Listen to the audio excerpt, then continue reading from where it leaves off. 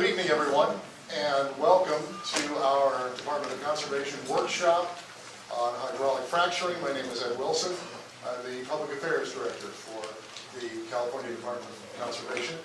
I'd like to thank you all for being here. I'd like to, before we introduce some folks, I'd like to take care of a little bit of housekeeping. The way the evening is going to be structured is we will have a brief opening presentation by the department, followed by an opportunity for you to give any type of input you'd like as far as comments. We will have folks from our department roving with microphones. All you need to do is raise your hand and we will come to you to make any comments you'd like. We have a format of 2 minutes per comment, so we will be timing that, and if it starts running over, we'll politely remind you that. So everyone will have a chance to have a comment. Now, if you make a comment, or even if you don't come up to a microphone or speak with a microphone, we do have the little pink comment sheets, which are out on the table as you entered. And so please fill those out. We'd like to get everybody's input. Also, if tonight you walk out and say, oh, I have an idea, but I didn't say it at this workshop, not to worry. Go to our website, conservation.ca.gov, and we have a link to a comment email. So it's comments@conservation.ca.gov. So we try to provide as many opportunities for feedback as we possibly can. So as far as cell phones, if you could put those on silent or turn down the volume on the ringers, that would be much appreciated. And also, FYI, this workshop is being recorded, video and audio, so we look forward to some great comments tonight. And without further ado, I'd like to now introduce the Chief Deputy Director of the Department of Conservation, Jason Marshall. Jason. Thank you. I'm going to talk through one of these. I think that worked. Thank you, Ed. As Ed indicated, I'm the Chief Deputy Director here at the Department of Conservation. Within the Department of Conservation is the Division of Oil, Gas, and Geothermal Resources, and with me today making a presentation is Tim Custody. He is the State Oil and Gas Supervisor and head of that division. We're here talking about a subject that's been in the news a lot recently, hydraulic fracturing. Before I jump in, I want to thank the Ventura County Board of Supervisors for letting us use this facility, and in particular, Ventura County's General Services Agency Director, Paul Grossgold, for the logistical help in setting this up. We really have been getting a lot of help from local governments in the communities where we're doing these workshops, and it's this kind of thing that makes it possible for us to have nice public forums. We are hosting 7 workshops across the state. The first one was in Bakersfield 2 weeks ago. Tonight, obviously here. In 2 weeks, we're going to be doing back-to-back workshops, one in Culver City and then one in the Cypress area. After that, we've got workshops in Salinas, Santa Maria, and Sacramento. All of these workshops are intended to get input from the public about what the content should be of a regulation regarding this practice, hydraulic fracturing. We're going to call it fracking for purposes, everybody seems to know it by that. It's easier shorthand. So the actual term hydraulic fracturing for directions can roll off the tongue as well. But with regard to the format for the evening, as Ed indicated, we're going to start with some presentation. We'll talk briefly about history of oil and gas production in California, pertinent observations about the geology in this state compared to geology in other places where this practice goes on. The current role of the state's regulations and oversight of oil and gas operations generally, and then as they apply to fracking, and then lastly some background about hydraulic fracturing. After that, we're going to open it up to the discussion that Ed talked about, and again, if you don't want to talk here, you feel intimidated, you don't like the public speaking component, we're glad to take written comments. If you want to speak, do it. If you want to speak and write, do it. We welcome it. The whole point of this process is really to gather public input as we get ready to write a regulation. I'm going to go tell you a little bit about that process towards the end of the presentation. For now, I'll just jump right in. Oil's been produced in California. Oh, I forgot that slide. If you guys were wondering, just out of curiosity, that's the web page that I was talking about, the email link which you can send your comments to. And let's jump ahead here. Okay. Oil has been produced in California since the late 1800s, and the state began regulating the oil and gas production here with the Division of Oil and Gas. It didn't have geothermal at the time, in 1915. Oil and gas deposits in California are generally found under subsurface structures underground, right? Such as anticlines or domes. These are anticlines, these sort of upside-down seas. These are conventional oil and gas trapping structures, and they generally have something called a caprock. There's slides that I think you guys have kind of picked up. You probably read a little bit better. This is sealing caprock. It's a fairly dense structure of rock. Underneath it, you have the reservoir rock. That's where the oil and the gas and the water are trapped. Now, if you don't have a caprock, then you can't really trap the oil and gas. Otherwise, it would seep out. So you find places in the state like, La Brea Targets, or we have some seeps offshore of California, where the reservoir rock is basically exposed to the surface. And thus, when the oil and natural gas that were formed millions of years ago and have been slowly seeping up to the surface and encountered these caprock areas, they've stopped, unless there's an exit point. And the exit point would be evidenced by the seep. Historically speaking, oil and gas operators would have looked at seeps and said, hey, that's a place where I'm not going to really drill. Because if it's coming out here, maybe it's some orbit underground. The important part here, and I want to make sure we talk about here, is in California, most of our oil and gas structures are these conventional structures. And yes, this is a simplified version of it. We haven't put any of the faults or fault traps types of ways. The premise is seal and caprock, reservoir rock underneath. That's how the oil stays underground until someone drills for it. There is another type of reservoir, another type of rock that you can hold oil and gas, notably gas in. It's called an unconventional formation. We do have unconventional oil and gas resources here, though not as much as in other places. When you think about an unconventional resource, what we're talking about is not a situation where you have a caprock holding the oil and gas in the reservoir. But the gas, I think over here too, there are two sides.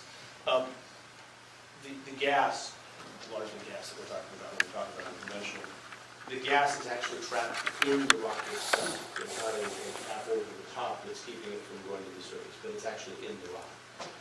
In that case, you could drill right into it and maybe not get anything to flow out at all, unless you broke it, which is called fracking. Again, to draw the distinction here, most of California, conventional oil and gas structures like this. We do have some unconventional, and as we look at our regulatory process, we realize that we need to craft a regulation that A, accommodates what we have here, but B, also recognizes that we will and may encounter situations where we have unconventional oil or natural gas production that we need to be making sure our regulations address. So how does this oil flow? It's stuck down here. How does it get to the top? Well, if you think about the early days of oil and gas production, and maybe think about a movie, not Gaslight, but maybe Know What You Like.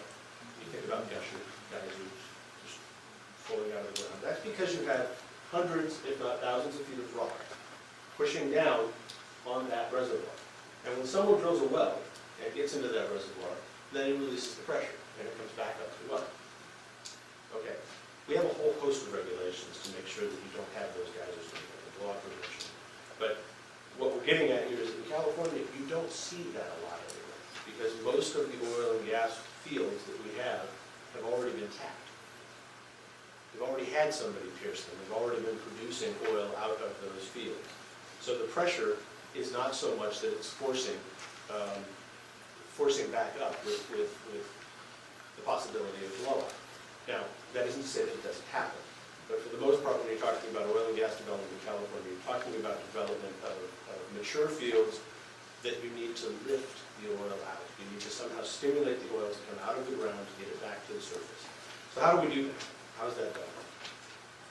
Well, in some cases you can use production simulations like enhanced oil recovery, where you're putting fluid down one well and you're pushing the oil and natural gas and other water back out another well. Or you can engage in fracking. This is where you start talking about increasing the pressure and then breaking the rock. And we're going to talk a little bit more about how the practice actually works. Breaking the rock to then create new fisheries, which allow the oil to flow back to the well that was drilled. So there's a difference there. You can model it here if we drill another well in, right there. One of them would be put water, put gas, put something, gas like a CO2 or some other kind of steam, down one well and push out another well. In the case of fracking, what we're talking about is put pressure down here, fracture up this area, allow the fluids to now more freely move back to the well, and then up the well, which you have to lift. That last piece I want to mention, you all live here in Ventura. I assume that you either live here in Ventura or have been around in the oil field. Those horsehead pumps that you see doing this, it's exactly what they are. They're pumps. They're lifting the oil out. If the pump wasn't going like this, the oil is going to stay down the ground. So that's the place that we're at with regard to oil and gas in California. In terms of the maturity of the field, in terms of what we have to do to produce the oil and gas. I mentioned that I'd like to have Tim come on up. We're now going to transition here from talking about the geology to talking about well construction, fracking, and fluid management. Tim? Thank you, Jason.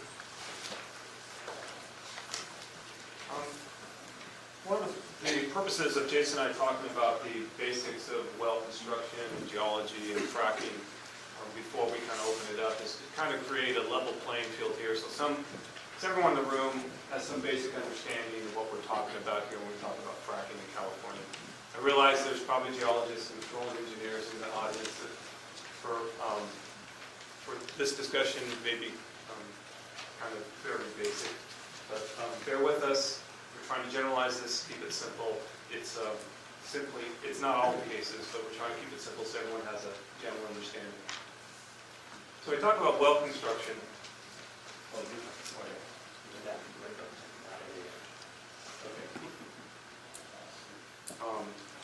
Here we have a typical well construction, and let me point out this is not the scale, but you basically slice it in half here. This green line in the middle, this is the tubing where the fluids actually either go out of the reservoir to the surface, or if you're fracking or injecting, fluids will be going down this tubing into the reservoir. And then here we have steel pipe casing, and there's cement between the casing and the formation. More casing, more cement, more casing, more cement. So that's what we're depicting here on this slide. So let me talk a little bit about this. The Division of Oil, Gas, and Geothermal Resources has a variety of responsibilities. It includes permitting the drilling and operation of wells, testing, inspections, and such. All of these are aimed at protecting the environment and encouraging the wise development of our oil, gas, and geothermal resources. Division requirements apply to all wells in the state, all oil, gas, and geothermal wells, including those wells that are fractured or hydraulically fractured for production stimulation. Quite simply, when operators want to get to the oil, current technology is, maybe someday in the future we'll figure out another way, but currently we have to drill wells. There's no other way to get the oil out of the ground other than drilling a well. I mean, there is some seeps that flow oil and it's captured in tanks and stuff, but the vast majority of oil in the world is produced by drilling a well. Those wells have to meet certain specifications. They have to have casing, as I showed you there. Sometimes 2 or 3 layers of casing you'll find adjacent, especially to the freshwater aquifers. The point of these, of the casing, is to ensure that not only the water zones, but also the oil zones are isolated. That's the whole point of putting casing. You cement the casing into the surrounding rock to ensure we achieve zonal isolation. That is to make sure that there's no conduits for oil and gas to either flow into the freshwater or for water to flow into the oil and gas zone. That's the whole idea of well construction standards, and they've been on the books for many, many decades. All of these conditions, the placement of cement, the integrity of the casing, the steps required to protect underground and surface waters are governed by regulations. And those are the regulations that the Division of Oil and Gas implements. Operators are not allowed to engage in activities that compromise the integrity of their wells. If a well's integrity is compromised, or there is harm to the waters or the hydrocarbon resources, the operators must repair the damage. So we're here tonight to talk about fracking. Hydraulic fracking was developed in the mid-1940s. It's not new. It's been around a long, long time. It's a well stimulation treatment. It involves injecting water, which typically includes chemicals like antibacterials, which you find in soap, and anti-corrosives into underground formations at high pressure. This creates new fractures or enlarges existing fractures in reservoir rock, providing a channel for oil and gas and water, the brackish water that's found with oil and gas, to flow into wells. In some cases, hydraulic fracturing is the best way to maximize production from older wells and can be a preferred alternative to drilling more wells from the same into the reservoir from the same surface location. Why? So the important thing to point out here that I was just mentioned was the fact that you fracture to get oil and gas out of the zone and into the well. When you find an oil and gas deposit, you don't find just oil and gas. You find water with it. And when we talk about the water that's produced, that's brackish water that was deposited, or essentially trapped in the rock when the rock was formed at the bottom of the ocean. So it's very brackish water. It's not the water that we're drinking from. It's not the aquifers from much higher up in the reservoir. When we talk about brackish water or produced water, we're talking about water that's in the oil and gas zone. It's a little bit more about fracking. These fractures become necessary when the reservoir rock does not allow oil and gas to flow to the well. Reservoir rock either has minimal or diminished permeability. When the existing or new fractures are enlarged or created, I think we have, okay, so here's essentially the same thing, but now we have some fractures in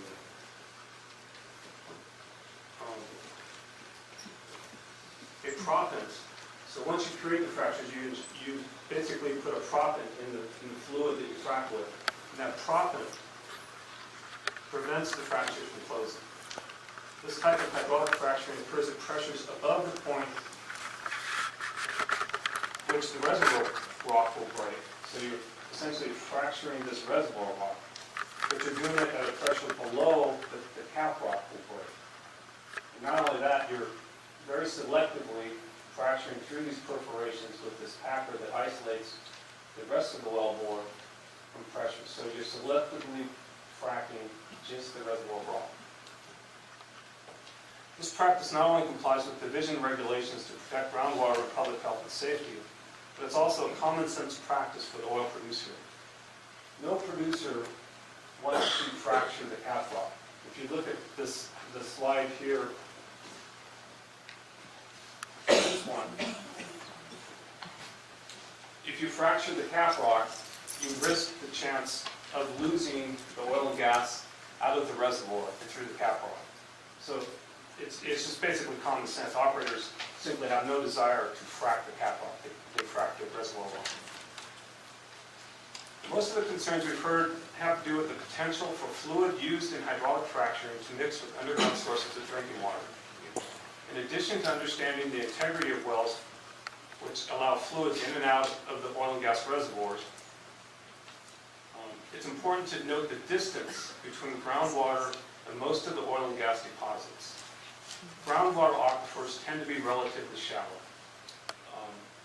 This is not to scale, but anyhow, this one's a little closer to scale. I can't say it's exactly to scale, but the aquifers we use are typically in the matter of hundreds of feet. The fresh water that we protect is perhaps 1,500 feet deep. Where most of the, thank you, Jason. Most of the fracking that occurs in California, although some is relatively shallow, most of it is in the range of thousands of feet. I'll give you some idea. Maybe these pictures don't do it justice, but I kind of I made this up, and maybe this will work. I didn't try it last time. I'll try it this time. I'm about 6'1". if I was a 6,000-foot well, okay, I'm 6,000 feet, the water that we're using to drink out of, the aquifers, is about up from my nose to the top of my balding head. The water, the fresh waters that we're actually protecting in our regulations is probably about from my shoulders to the top of my head. Where they're fracking is down between the bottom of my feet and my ankle, and they're fracking something about probably the width of a toothpick. And they're going to put pressure to it for a few hours and frack the rock down there. To give you some idea of how far fracking is for most of the water resources that people think about when they think about fresh waters. So hopefully that's the first thing to start. Another concern is that in many cases, oil and gas producers claim the chemical mixture of the hydraulic fracturing fluid they inject is a trade secret. It cannot be revealed to the public. This is an area of interest to the legislature, and there's legislation pending regarding this issue. We understand the root of the concern about the chemical composition of the frac fluid to be the protection of public health from contaminated groundwater. The department specifically focuses on making sure there is no contamination of groundwater from oil and gas operations. And that's not just fracking, but that's all operations out there in the oil field. That's one of our primary mandates and concerns. Another issue we've heard quite a bit about is fluid management. And where does all this frac fluid go after you use it for fracking, and then you produce the well back and you start flowing fluids? First and foremost, we need to be clear about the volumes of water used for fracking operations in California. If you've heard a lot in the media, and films and other sources, there are millions of gallons of water used for a frac job back east when you're doing shale gas development. That's relatively rare in California. Typically in California, we're talking tens of thousands, hundreds of thousands of gallons used for an individual frac job. So you need to be aware of the differences of what's going on with shale gas development versus unconventional shale gas development versus conventional reservoirs in California. 360,000 The gallons. water use is substantially less. When this water comes back out of the ground, it's considered a Class II fluid. A Class II fluid is a designation the federal government gives, and it basically means waters that come from hydrocarbon production.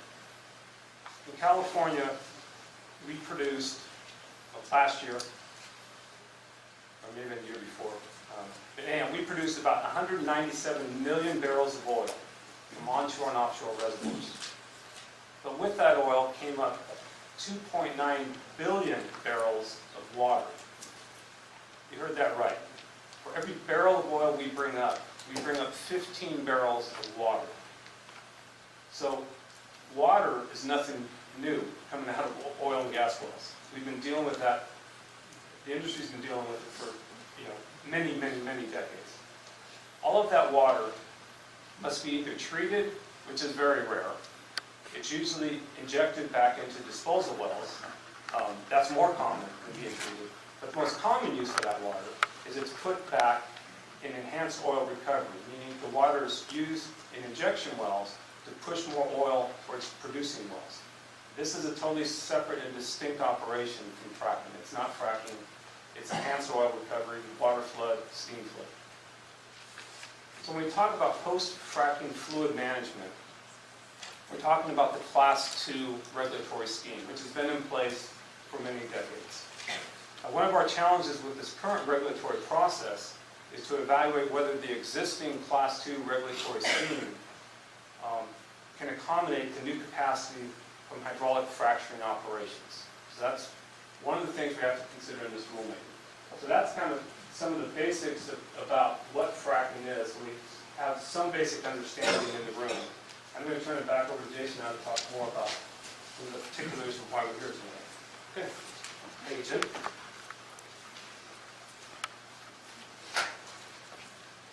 So, why are we here? As Tim indicated, we've got standards for drilling wells. We've got standards for how you construct a well. Those standards are based around the idea of keeping the oil and the water separate, either as they're coming back up the well or in the formations that they can naturally exist.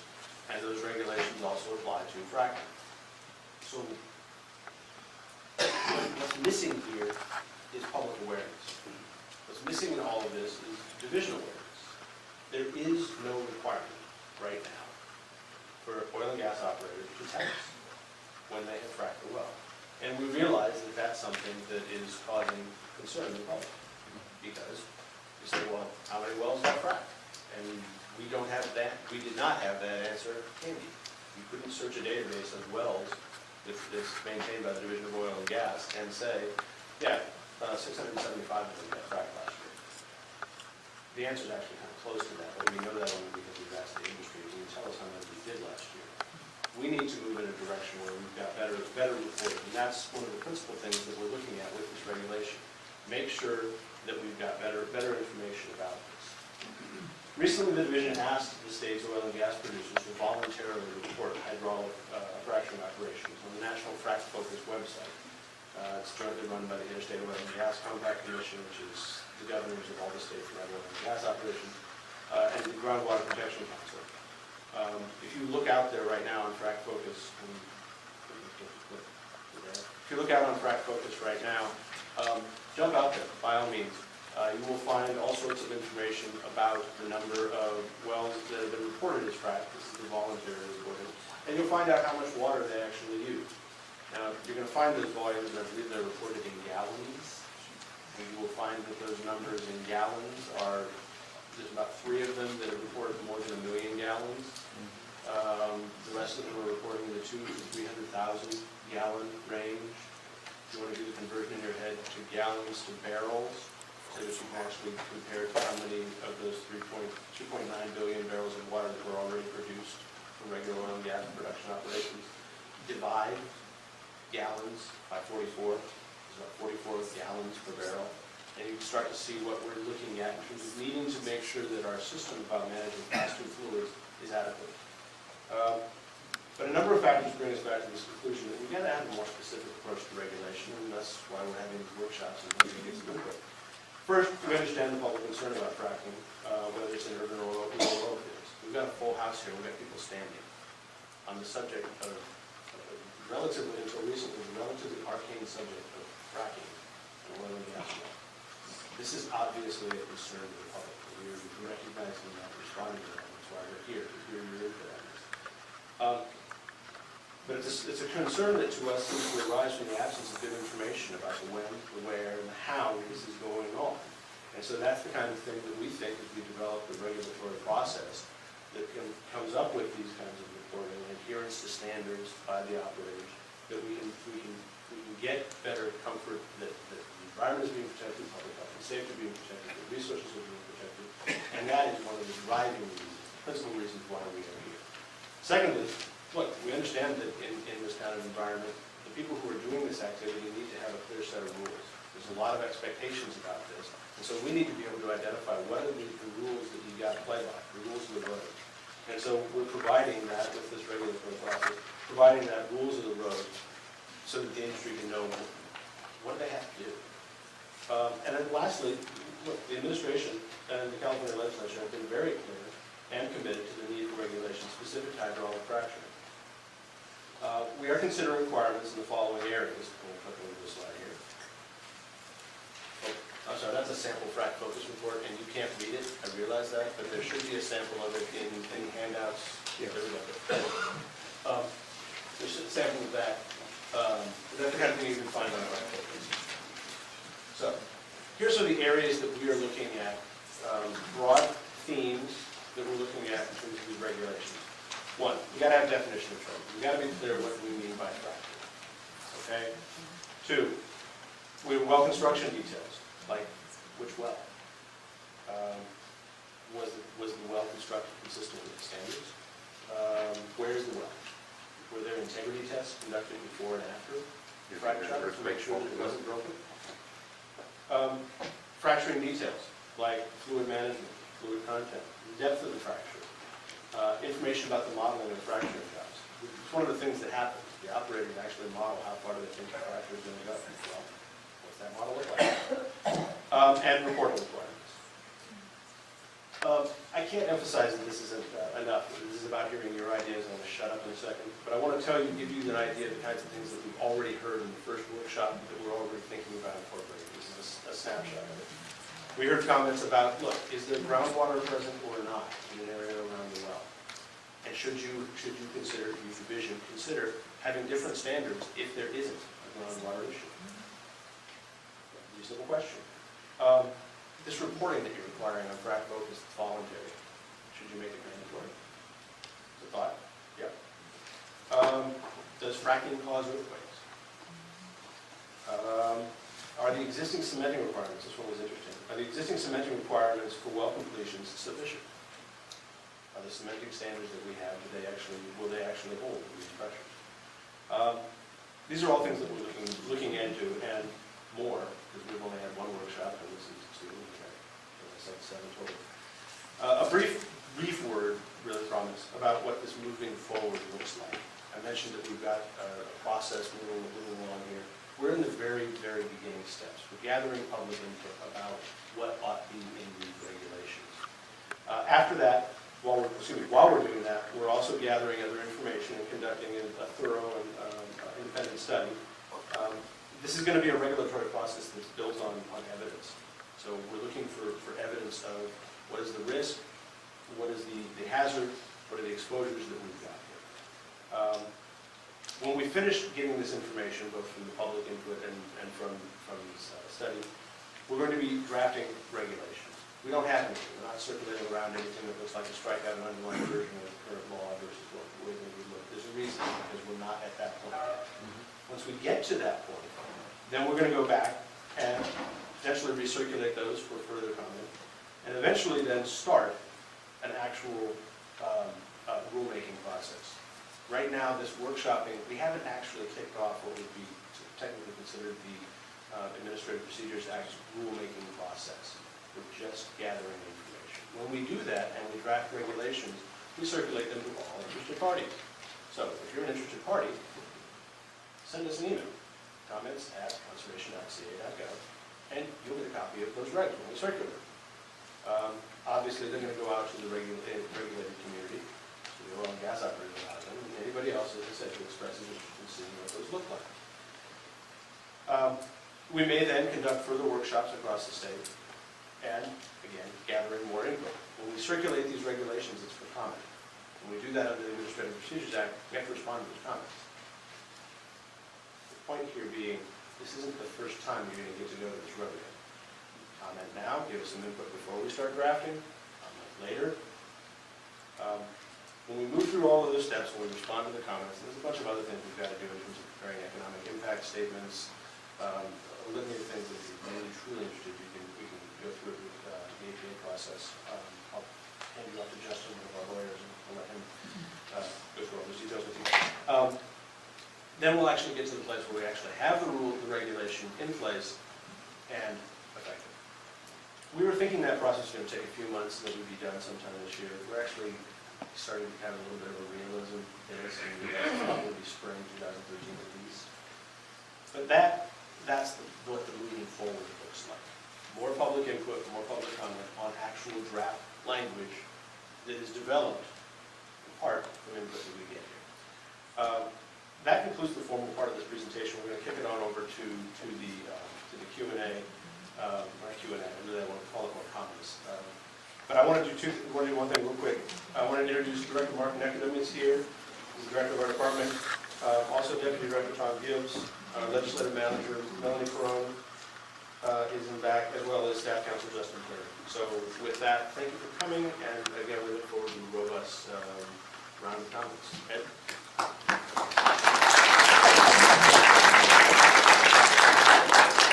Thank you, Jason. And folks, just to briefly recap for some folks that came in a little bit later, we're looking at 2 minutes each person for your comments. If you would go up to the microphone that will be provided by our Department of Conservation staff, Bruce Hessen and David Ortiz. If you raise your hand, they will get that to you. We'll try to get to everybody in an orderly fashion. If you feel neglected, say, well, wait a minute, I was first. 2 minutes, and the county has a handy-dandy timer, which I'll be keeping track of time, and if you start to run over your 2-minute zone, I'll politely prompt that we're getting into that territory. So again, as Jason said, we welcome your comments, please. Just let our folks know, and thank you. Oh, and one other thing, if you do need to leave a little early, you don't get a chance to comment, would like to comment again, pink forms on the table in the back. If there are no forms left on them, just let us know. We'll get more back there for you. And we also have pens. So, thank you. I've got a question for Supervisor Acoustic. This is Bob Nast.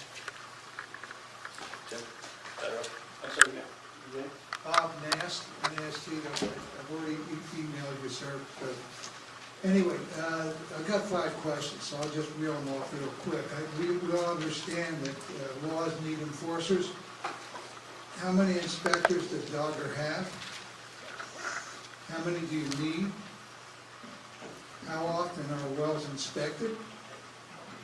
I'm getting a smile from you. Am I hitting some nerves here? Or? No. No, okay. No. And also, what are the laws preventing us from requiring the drillers to disclose the fracking during the permitting process? I come from Pennsylvania, and they've got... Oh, okay. I thought you couldn't hear me. I'm trying. I'm a little nervous here. I'm excited, I guess. Anyway, and will you be using the 17 engineering billets to be inspectors versus expediting permitting processes, as I thought I heard Governor Brown say he was going to do? So those are 5 questions, and I'd like some answers. Thank you.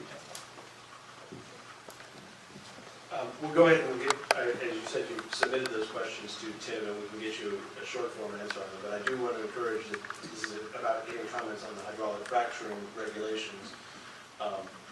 And those 17 positions, for instance, that really do have to do with the underground injection control program, and not specifically with hydraulic fracturing. But Tim, you want to go ahead and cover what you can off the cut. Well, I'm afraid to answer them now because I think we responded with an email. I can't call off the top of my head exactly the numbers that were provided to you with the email. So if I say I have a number now, it may conflict with the response you already been provided. But again, I'm more willing to provide an answer to those questions, but we're here tonight to gain input on fracking regulations, not necessarily talk about the administration of the division. Thank you.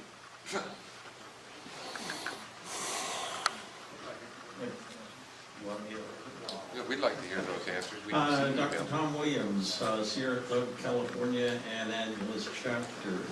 A lot of comments specific. If you would have provided the 4-part format for the comments, that would have been nicer before the meeting. But here's real time. Does anyone remember the Baldwin Dam collapse? Does anyone remember the Ross Store gas explosion? Has anyone even heard of the downtown LA oil field that sprung a leak at Figueroa and Pico? All of these places had low pressure, but they were being used for secondary recovery, which requires a higher pressure, and they had a leak. We have the LA oil field under Union Station, and we had to deal with hydrogen sulfide gas, methane gas. The city of Los Angeles eventually had to have a methane control system for very large parts of the entire city. This is without fracturing. One of the questions here, what is the typical pressure, let's say at 5,000 feet, that would be used for fracturing? That is, say 2.5, 3 times. Okay, real time. Baldwin Hills used over 8,000 PSI. That's a lot of pressure. And these are old fields. We had I personally have seen blowouts at the Wilshire Courtyard on Wilshire at Fairfax in LA, personally. Here was telephone pole stuck down in a casing and it was blowing out. This is with less than fracture pressure. So there needs to be a lot more improvement Just a few more moments, than we have. I think there's a question there. And I think fracture pressure. I think that the fracture pressure at 5,000 feet is really going to depend a lot on what's the actual formation. And this is not a geologist. This is not an engineer. It's not something that you can generalize and say that at a given depth that the fracture pressure is always going to be X. It would depend on the formation. And I think that while 8,000 sounds like a lot, I think what's important for people to know would then be to have the context in that formation, which we are not here to discuss. We don't have the availability of what was the fracture pressure in the Inglewood field at 8,000 feet at hand here. This is a regulation that is supposed to apply statewide, not just to the Inglewood field. So I would say that what is important about this, though, is that our regulation needs to reflect that what pressure are you going to engage in fracking at? It should be a pressure that is sufficient if what they're after is fracturing that formation to increase flow, but is not so high as to break the cap rock or to break the well. If that happens, now you've compromised the well, you've compromised the formation, and you've done something that's inconsistent with what our regulation, what our mandate is. So that's the take home for me from the comment is make sure that you've got those fracture pressures dialed in. You know what they are, that the operators know what they are, and that you're not breaking the well, you're not breaking the cap rocks. Hi, Catherine Larson here. My kids will kill me, but I do want to acknowledge them for coming. They say that they're so tired of adults everywhere constantly arguing over all of our problems. And so they were seeing this in action when we were really trying to solve them. I have a couple of comments. One, I cannot think of any industry from finances to Wall Street to Enron to Google to Facebook to Apple that was able to voluntarily regulate themselves and give information that was actually usable to the public to hold them accountable. So I'm completely for, we cannot have voluntary reporting. On that, sort of a related note, my understanding of reading what's going on in the East is that there's no data to tell who was accountable for any pollution. It wasn't drilled and done in a fashion that you can actually check that. So I would like to see in the regulations, before they're allowed to do anything, that they have to come up with a proposal that scientifically proposes how the project will be evaluated for any damage it might or might not do, and that they would have to pay neutral people to do that evaluation and hold them accountable. I think that would go a long way to reducing and covering possible pollutions. And so to finish up here, I think they should have to be required to report certain specific data, and we always have to be able to evaluate what happened. I think that's why in the East Coast they're just really basically screwed. They don't know what caused what. And then the last thing is, with all due respect to our dear governor, but I see we have government people here, I did not like it when he said, oh, well, the people consume if they're doing wrong and that'll be good controls. No, that's what good old Jerry did, even though I vote for him. I didn't appreciate that. So that's it. Thank you very much.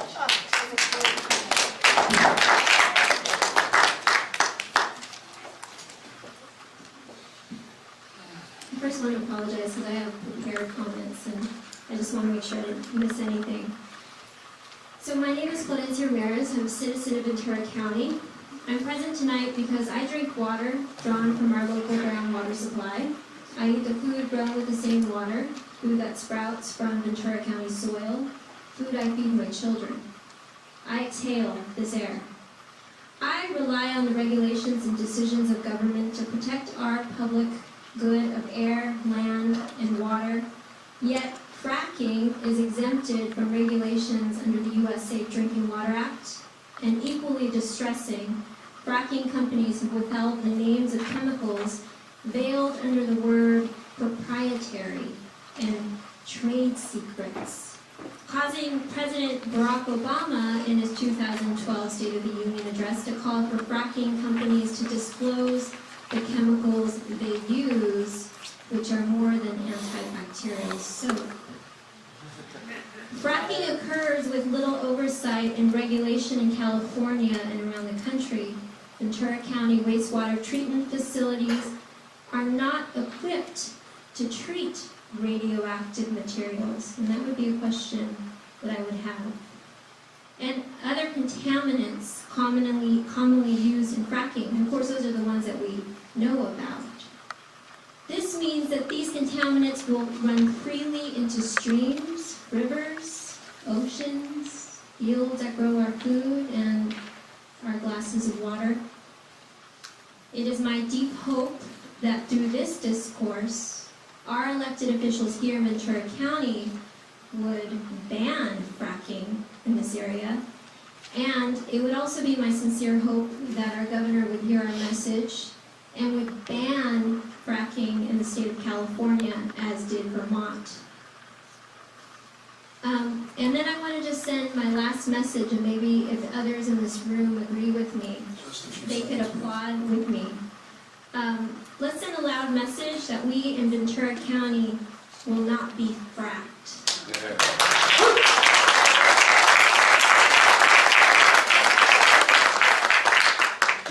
Do I understand that you had those as written comments? I did. Will you be submitting those? I sure can. Would appreciate it, thank you.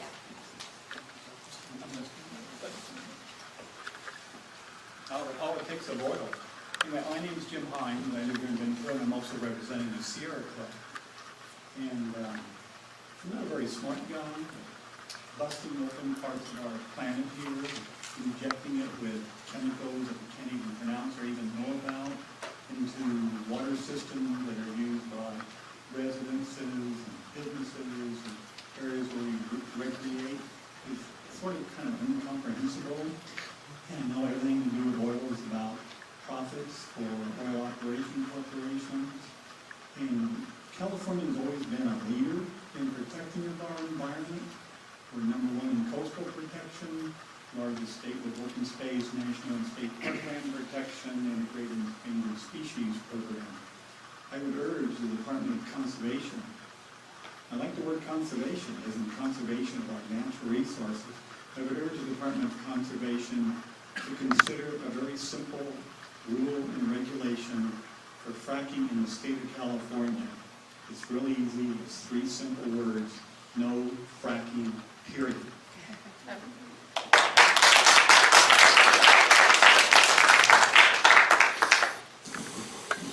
Good evening. My name is Kirby Zozula, and I'm the Engineering Division Manager with the Ventura County Air Pollution Control District. Our agency regulates air pollution emissions from many different industries, including the oil and gas industry. We employ a permit system to implement a variety of rules and regulations at oil and gas production facilities. These rules already apply to oil and gas wells that are completed with hydraulic fracturing. I have 2 comments that I would like to share with the Department of Conservation. First, the Air Pollution Control District would like to offer its assistance with your efforts in developing new regulations governing hydraulic fracturing. As a start, we would welcome a meeting with you to explain how our rules and regulations apply to hydraulic fracturing. Second, I would like to make it very clear that some areas of the United States where hydraulic fracturing is occurring have few, if any, air pollution regulations that apply to the oil industry. This is not true in Ventura County. For example, in Ventura County, we require air permits for all oil wells, all gas wells, storage tanks, heater treaters, glycol dehydration units, and engines that pump oil and engines that compress natural gas.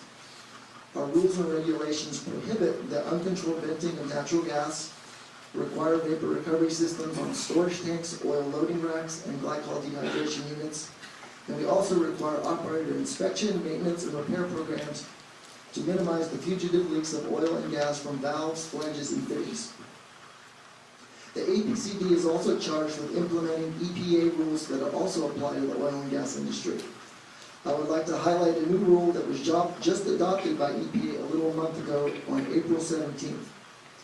It's a new source performance standard found at Chapter 40 Code of Federal Regulations, Part 60, Subpart 0000. I'm going to nickname it 4-Oil, which is titled Performance Standards for Crude Oil and Natural Gas Production, Transmission, and Distribution. Just a few more seconds, please. This new rule directly applies to natural gas wells that have currently been newly fractured or refractured. Upon initial review, it appears that the ABCD rules already meet these requirements. I would encourage you to study the new rules notification, record keeping, and reporting features to maximize the streamlining of state and federal hydraulic fracturing requirements. Thank you. All right. This time it's also right. Thank you very much. I'm R.L. Miller of the California Democratic Party's Environmental Caucus, and I'm not a terribly confident public speaker. Natural gas is mostly methane, a highly potent greenhouse gas. I've read the Cornell study authored by Robert Howard, and I hope that you have too, saying that natural gas is actually worse than coal because of the methane that is emitted during the fracking process. I'm a resident of Ventura County, which is currently planning managed retreat from the sea because of sea level rise. What, if anything, will the Division of Oil and Gas be considering in the way of climate change impacts when it considers all this fracking? And if not, who will? Yay.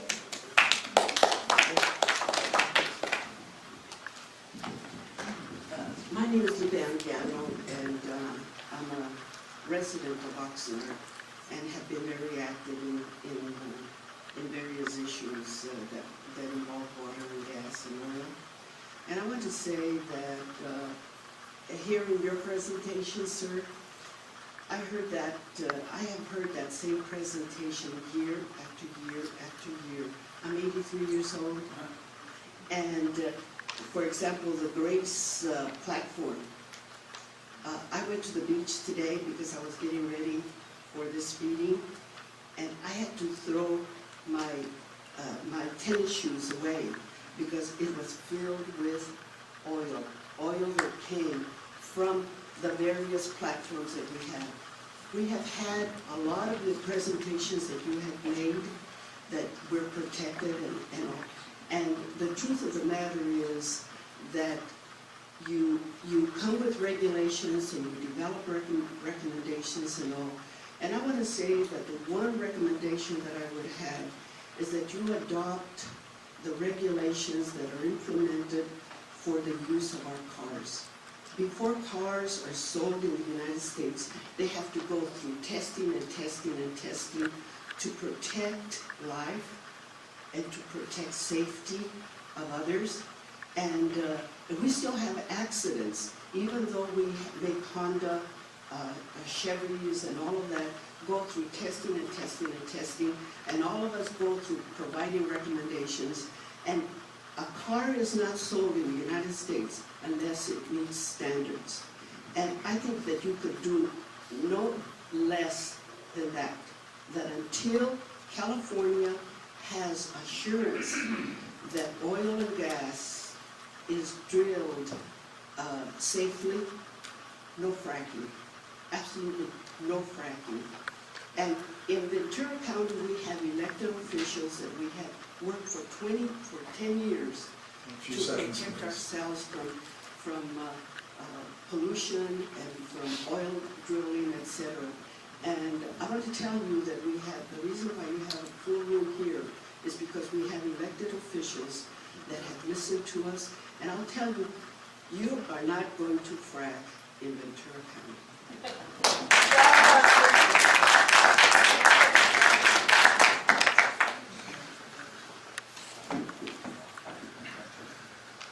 Miguel Checa, I'm from Carpinteria. A few ideas. The first one is that climate scientists are telling us that 350 parts per million of CO2 in the air is the limit for life as we know it on the planet. We're at nearly 400 parts per million. So we should be running toward reducing the concentration of CO2 and all other forms of greenhouse gases as fast as possible. This meeting feels to me like the Titanic has, when it has already hit the iceberg, and a few people go to regulate the gush. California has the opportunity to lead the nation in switching from forms of energy that rely on dead matter that have been there for millions of years to the sun and renewable forms of energy.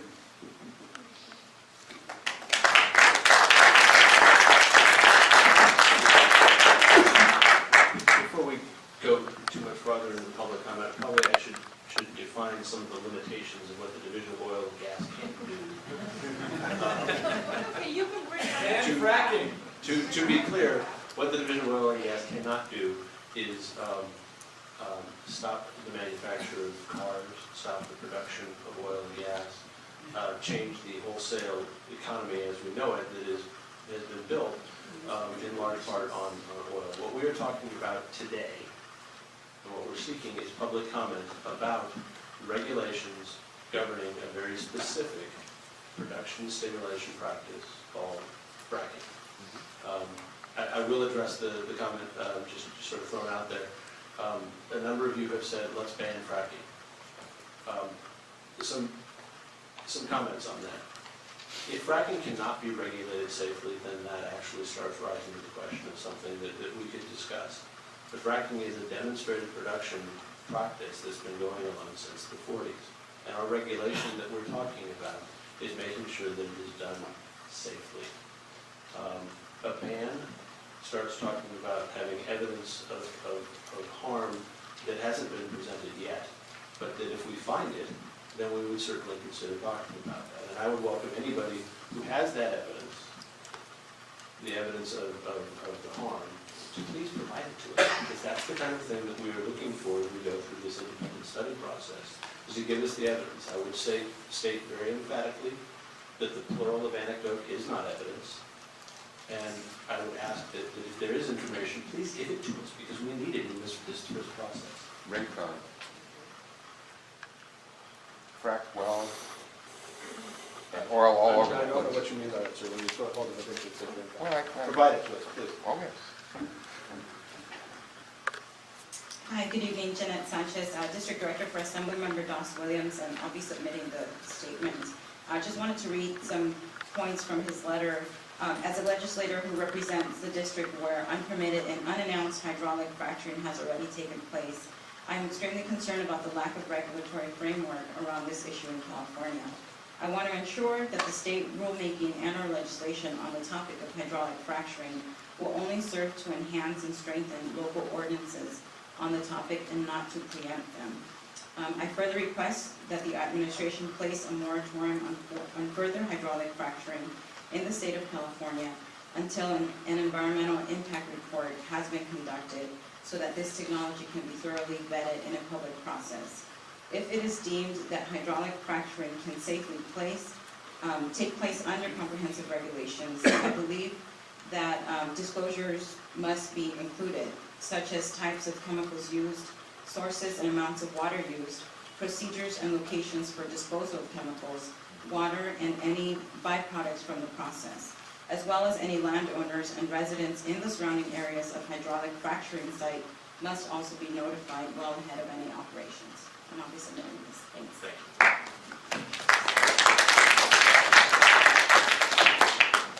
Hi, Sue Maisner, and I'm a citizen of Ventura. I've been living here for 4 years.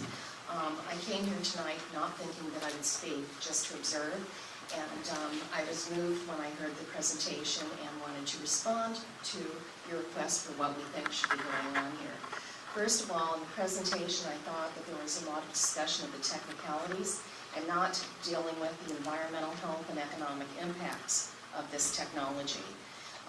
One of the things that concerns me is the issue of transparency, that there are no requirements for it. You put up a thing there on fracfocus.org, which is voluntary reporting. We all remember how good it was, the information we got from BP during the Deepwater Horizon event. There needs to be someone beside the industry reporting on itself.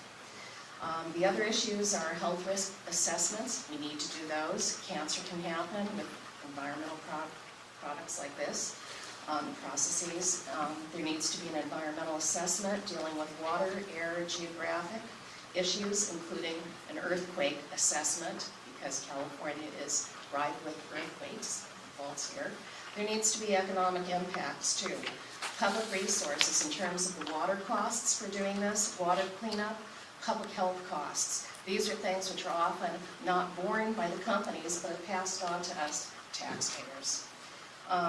Who pays when the health of workers and the public is impacted on this? Sometimes the repercussions of these technologies can take a while. The company is off the hook and the government is picking it up, which once again is the taxpayers. I'd like to see an analysis here on the impact of local communities to date. Fracking has been going on in other states. What's the analysis? What's the impact in those areas? I feel like there's been a tap dance around the current fracking technology when they talked about, oh, it's old, it's been here since the 1940s. Just a few The more technology seconds, please. has changed. Let's talk about what we know about the technology today. And I'll wrap it up there.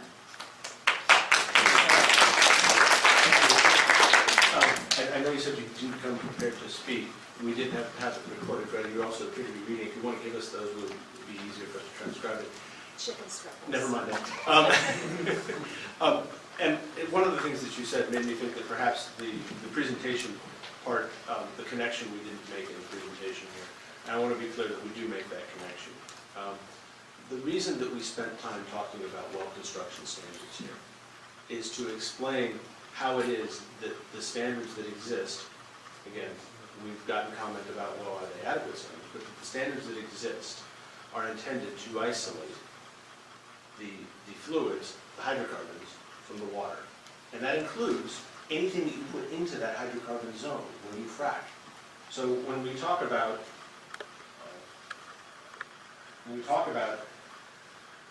this right here, the whole reason we put this slide up there is to provide a baseline of education understanding about what goes on between all of this native rock and the drilling that we've done.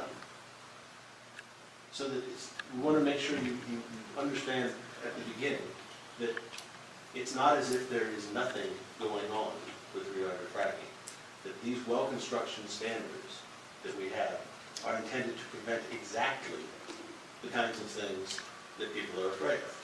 In terms of migration of hydrocarbon into water, water into hydrocarbon, fracture fluids up into water. What about an earthquake? That's the kinds of things that What about an earthquake? and that's one of the things that we're looking at, is the question of whether fracking or disposal of the water used from the fracking can trigger earthquake. But that's one of the things that, as I said, we're looking at. Good evening. My name is Jim Hensley, retired veteran. I live in Port Hueneme, California. And I realize that we need energy. However, there's a sense of integrity.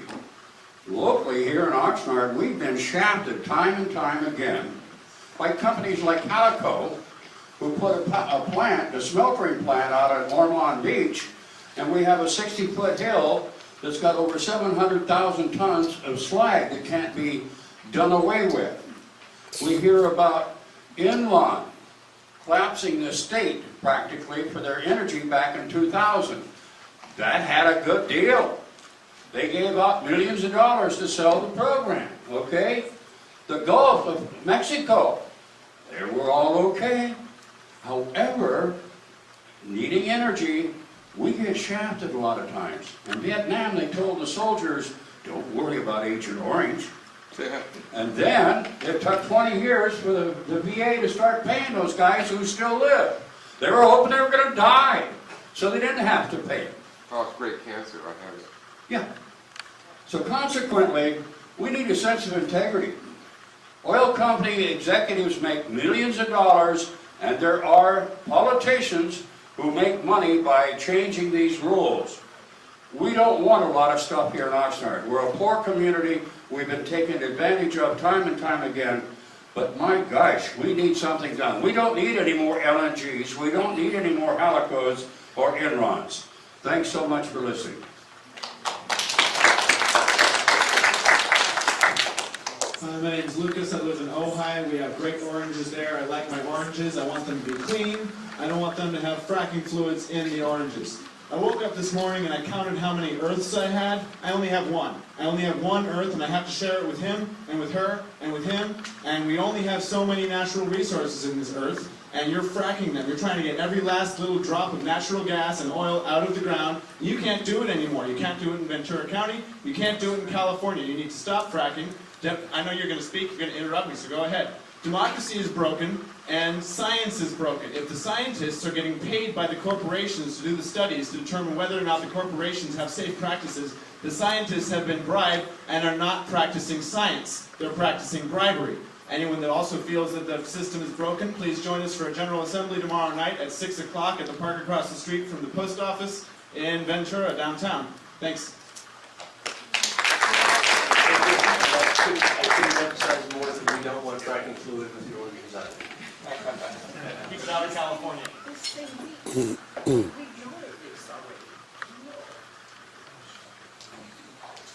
My name is Trevor Smith. I'm Conservation Chair of the Los Padres Sierra Club. I'm in contact with California Sierra Club. They have talking points that will be submitted. Personally, I do have a fact for you that I discovered during my emphasis LNG Task Force Chair to oppose the BHP Billington project, and this fact is documented in the EIR, the debris report, and that is that the U.S. Geological Survey found an 8.6 capable earthquake fault closer to Oxnard. And it seems to be suppressed. It was suppressed at that time. It was a known fact, but it wasn't brought up until some people brought it up. So I have heard that fracking can possibly contribute to earthquakes. So 8.6 could contribute to something that big or smaller. Out of the Channel Islands Harbor, I spoke to an engineer that's working for the city to assess the state of the seawalls, and he told me a 7-point earthquake destroyed the part of the Channel Islands Harbor, most of where the homes are, the seawalls. So I wouldn't recommend it. Thank you. You're absolutely looking into the question about whether fracking or injection can or does contribute to the substance. So thank you. Yeah. Good evening. My name is Nick Ortiz. I represent the Western States Petroleum Association, Free Oil Trade Association, that represents 27 companies that produce, refine, transport, and market petroleum products in California and 5 other Western states. According to records maintained by Dogger, WISPA members are responsible for approximately 80% of the crude oil production in California. We understand the purpose of this series of workshops and are prepared to work constructively with you and other stakeholders to examine current regulations regarding oil production in California. Questions that have been raised about hydraulic fracturing and other production technologies deserve to be answered. That's why all of our members, in response to a request from Dogger, have agreed to begin reporting their hydraulic fracturing activities on the Frac Focus website, beginning this summer. It's also why we have worked very hard with Assemblyman Bob Wojtkowski and the Environmental Working Group to craft a mandatory disclosure framework in Assembly Bill 591. And it's why we undertook a survey of hydraulic fracturing activities by our members to determine that 628 wells were hydraulically fractured in California in 2011. As a result of these actions, we will now know how many wells are being hydraulically fractured, where this technology is being utilized, and what the chemicals are being used in the fracturing operations. We will continue to emphasize some important and relative facts along the way. The vast majority of hydraulic fracturing in California is for the purpose of producing crude oil, not natural gas, as is the case in many other parts of the country. Our industry currently operates under a very robust body of regulations that govern how wells are constructed, tested, maintained, and operated. These regulations also address water quality, air quality, worker safety, wildlife protection, and other environmental concerns. California oil producers have utilized hydraulic fracturing technology for more than 60 years, and to date, there has been no incidences of groundwater contamination or other environmental harm. This fact alone is a testament to the effectiveness of existing regulations and the commitment to safety and stewardship on behalf of our members. Our only request of the Department and the State of California is that as you conduct your review of current regulations, and consider the possibility of new regulations. Just a few seconds, please. Sure. You base your deliberation on evidence, sound science, and appreciation of the important role domestic energy production plays in enhancing California's energy security. Thank you so much.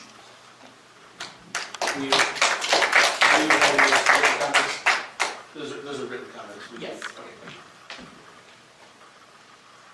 Am I up? Hi, I'm Brian Baca. I'm the Commercial Industrial Permits Manager for the County of Ventura, and I want to thank you guys for coming here. In addition to fracking not being currently addressed in state regulations, it's not addressed in county regulations either. And so, we're looking to the state DOC to give us some assistance here into how we should behave in terms of our part of the land use permitting process in permitting new oil and gas facilities. I would ask, just point out a question that needs to be addressed, and that is,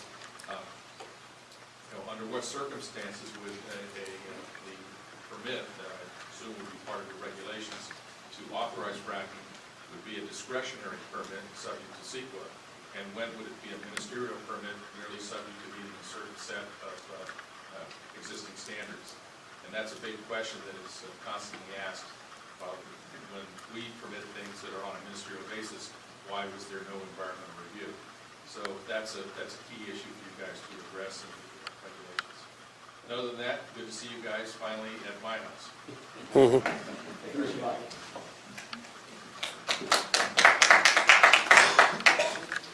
Rock Zimmerman, California Independent Petroleum Association. We represent about 500 independent oil and gas producers, royalty owners, and service and supply companies with operations in California. We support the mandatory disclosure of when and where hydraulic fracturing is occurring. We in fact already do it through the well history files, which are publicly available at all the district Dogger offices, but we understand that it's very cumbersome to go around it.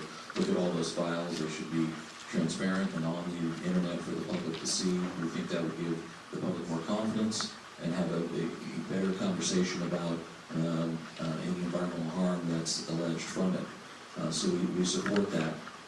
We certainly also are actively having a conversation about future energy needs and uses. A lot of our members are invested in renewable energy, but as was stated, right now, hydraulic fracturing is primarily used for oil production, and therefore, all the oil currently in California is used either for transportation fuels or things like synthetics and whatnot. So the only alternative today to those uses is imported barrels of crude, which have its own environmental harms. So certainly we need long-term conversation, has been mentioned, about uses of energy. But today this is a resource that's needed, that if we don't produce it, as we've seen, as our production has gone down, it's simply been replaced by increased imports from foreign countries. Thank you.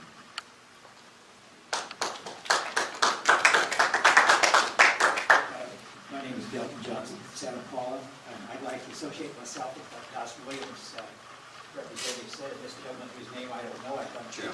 Jim, thank you, Jim. I have some comments about it. I have some information about oil companies. I worked on the Air Pollution Control District's advisory board here for 2 4-year terms.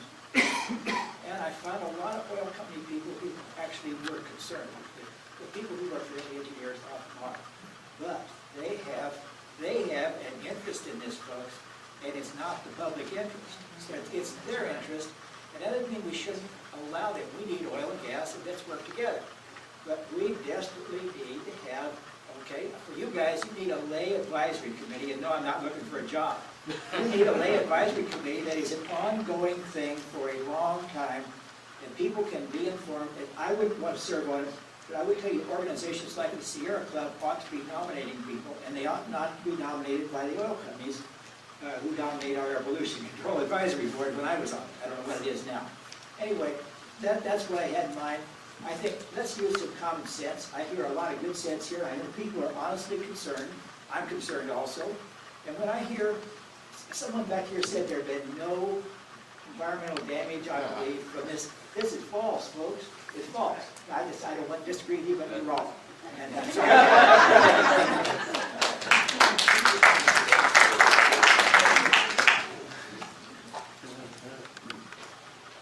My name is Ruth Capel. I'm the president of the Oxnard Democratic Club. And I lived for 30 years within 5 blocks of the Ross store that blew up in Los Angeles. I lived at the intersection of La Cienega and Wilshire. And that is, of course, as you might call it, an anecdote. Although, I don't know how many hundreds of businesses and residences were affected. And I think several people were killed. But that's, in your terminology, perhaps just an anecdote. But I would say that the evidence that needs to be assembled to make a concrete argument should not be at the cost of people who don't know what is going on in their neighborhood underground. It should be made by the people who are qualified. And if I understand correctly, your department is a State Department, correct? Therefore, you are responsible to the citizens of this state, to the inhabitants who live here, trusting that you are the experts. And I would like to add 1 or 2 things to when you design your regulations. That aging, things that have been around for 40 years, just because nothing has happened there for 40 years doesn't mean it's not going to happen tomorrow.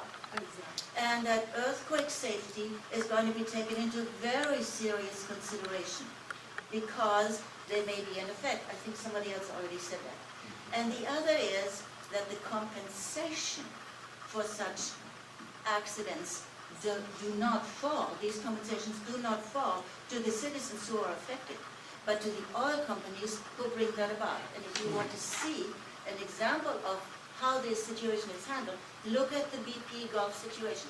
Look at Halico, which has already been mentioned. I think you have a very serious responsibility to us, and your regulations need to spell that out very clearly. Thank you for the comment. I actually would like to emphasize how we're accommodating some of the concerns that you've raised there, ma'am. First off, as you will recall, when I was making the presentation, I indicated that one of the things that we are looking at is pre- and post-well integrity testing. That is the kind of thing that, in our view, would be one of the types of steps that you would take to make sure that a well, regardless of its age, actually is competent enough to withstand. So if it had gotten too old and was not capable of withstanding this kind of activity, that you wouldn't be able to engage in the practice unless the well was able to withstand it. So the well integrity testing intended to get at that. Secondarily, I hesitate to say it, but I'm going to. We are asking for input on the practice of fracking. We're not talking about the question about whether or not the Ross Dressler store and disaster and tragedy was or was not caused by fracking. I don't think there's any question that fracking was not involved there. But was a question there, potentially, is really, was the well casing adequate? Or was the seep that was occurring there of both thermogenic and biogenic gas, was that seep from the Salt Lake field that happens to have a surface expression called the La Brea tar pits, not too far away? The issue here that I want to emphasize is that we are looking at the question of whether fracking can be conducted safely and under what conditions. And when we talk about well integrity, which may well have been part of what was going on in the Ross case, and would always be of concern to us with regard to any activities going up or down a well stream, we are very much looking at that as one of those things that we need to make sure that the integrity is there before and after the fracking operation. Hello, my name is Rose Brasman. I'm with the Center for Biological Diversity, and so I'm here tonight on behalf of our tens of thousands of members around the state. And our concern doesn't arise only from what we don't know about fracking in California. It actually also arises from what we do know about fracking in California and nationwide. It arises from the enormous amounts of water that are used in fracking, as much as 5 million gallons per well. It arises from the question of where that water will go. It arises from the industrial chemicals that are used, which include methanol, lead, arsenic, benzene, and there is growing evidence about fracking chemicals ending up in aquifers and drinking water around the country. Our concern arises from the pollution that comes from fracking, releasing petroleum hydrocarbons, which can increase levels of ground level ozone and contributes to asthma and other respiratory illnesses. Our concerns are for the wildlife that can be impacted, such as a California condor here in this part of the state, which has made a tremendous recovery from the brink of extinction. And we also have a deep concern about the impacts for catastrophic climate change. Fracking contributes to climate change in two key ways that have already been discussed: the release of methane from the process of fracking, and methane being an extremely potent greenhouse gas. And also what we're talking about in California is, even if you were to buy the belief that natural gas is a cleaner burning fuel, which, as we've talked about before, there's lots of evidence that that's not true. What we're fracking for here in California is largely oil, as we've been told tonight. And there's as much as 15 billion barrels of oil in the Monterey Shale here, which is an enormous carbon bomb we're sitting under our feet, and fracking can light the fuse to that carbon bomb, and we'd like to see that not happen. So what we'd like to do, a final point I'd like to make is we do have concerns about the reliance on frac focus, not just because of the voluntary compliance, but because of a list of ties to oil and gas industry through frac focus. So we'd like you to look at that, and also look at following the leads of other states that have banned fracking, like Vermont or then New Jersey and New York, which have put moratoriums on fracking. And while that may not be within your regulatory power to do that, that certainly is a message as, here on behalf of the state and the government, the administration of the governor. I think you're hearing hopefully from people that what we want to see is at a minimum a moratorium on this practice, and a ban and a move toward renewable energy sooner rather than later. Thank you.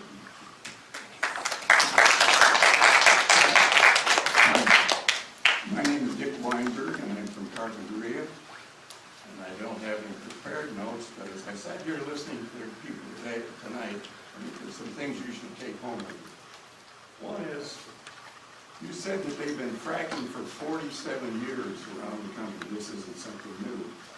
And I'm amazed that the state of California, after 47 years of fracturing experience in other parts of the country, doesn't have any kind of regulation on fracking here in California. Now, I'm for a moratorium, and my reasoning is, I heard here today that 621 fracking wells were drilled in California in 2011. Now, how can you allow continuing to go out and frack wells when you don't have any regulations for it? Certainly, it must make sense to put a moratorium on it until you do get the regulations and you are satisfied that fracking is safe, which I don't think it is. Less than 3% of all the water on Earth is fresh, potable water. Folks, we're playing with our livelihood here, our own lives, for a few million barrels of oil. And it doesn't make any sense to me. I want to emphasize, do a moratorium now, and don't allow fracking until you're sure that it's all right. Thank you.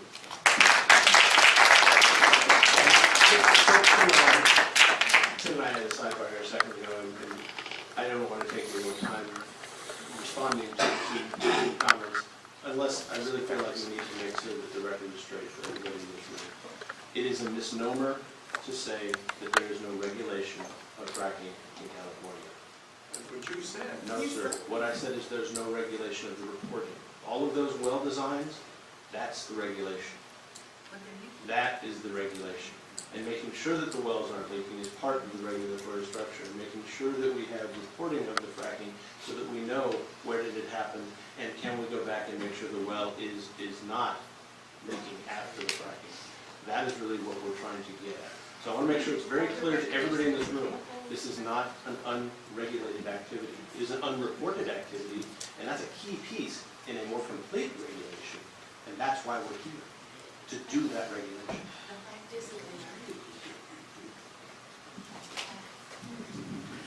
I live in the oil field, and I've been following this for a couple of years, and I've written to your office and haven't heard back about how do I know when fracking might happen right underneath me. I studied on your website that there is legislation that we can thank Pedro Nava for. Failed today. Oh, it failed to, oh, okay. Fran Havley, from Fran Havley's office, Oh, yes, okay. we failed by one vote. Oh, my God. One vote, but it's up for reconsideration. Okay. Well, your website makes it look like there are these new regs and you're out there training the operators in new procedures. Maybe it's not on your website anymore. I think you may be referring to AB 1960, which was by someone with Pedro Nava, and that was a facilities regulation. Okay. Has a whole lot to do with the surface, the tanks, the flow lines, the Yeah. production lines. Getting rid of the We are puddles doing of that water. right now, but it's definitely different than fracking. Right, okay.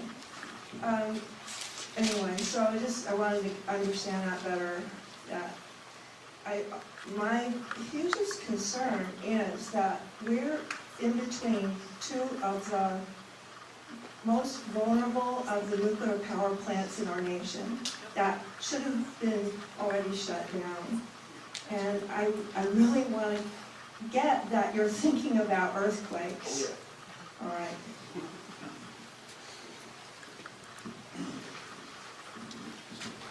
Hello, I'm Karen Parteau, and I'm a resident of Oxnard. I've been here for about 4 years. And I live right down, about a mile down the road from the McGrath Peaker project. I didn't know what that was, and then when I went online, I found out that it wasn't